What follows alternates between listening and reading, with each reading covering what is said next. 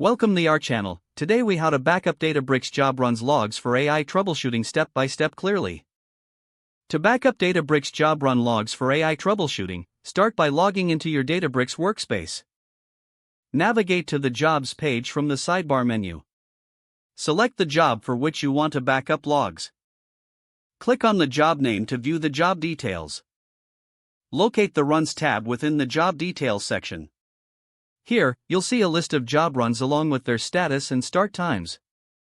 Identify the specific run you want to back up. Click on the run ID or the date to access detailed run logs. In the Run Details, look for the Logs section. You will find options for driver logs, executor logs, and standard output logs. Select the log type you wish to download first. Click on the download icon next to the log type. The log file will be downloaded to your local machine. Repeat this process for each log type you wish to backup. For a more systematic approach, consider using Databricks REST APIs. Go to the Databricks API reference documentation in your web browser.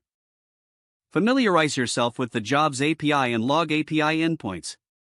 Make an API call to fetch job run details using the relevant job ID.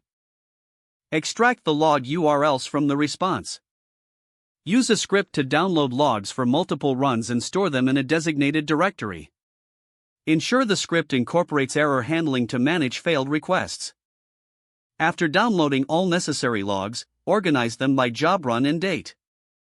Consider compressing the logs into a zipped file for easier storage.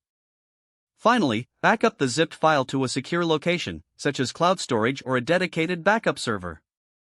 If the page does not load, refresh the browser or try again in a private or incognito window. Make sure you are using the correct email address, then retype it carefully to avoid small typos. If your password is not accepted, use the reset option and create a new strong password you can remember.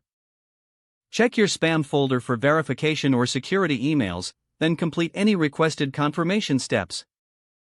Don't forget to like this video and subscribe to our channel for more step-by-step tech guides.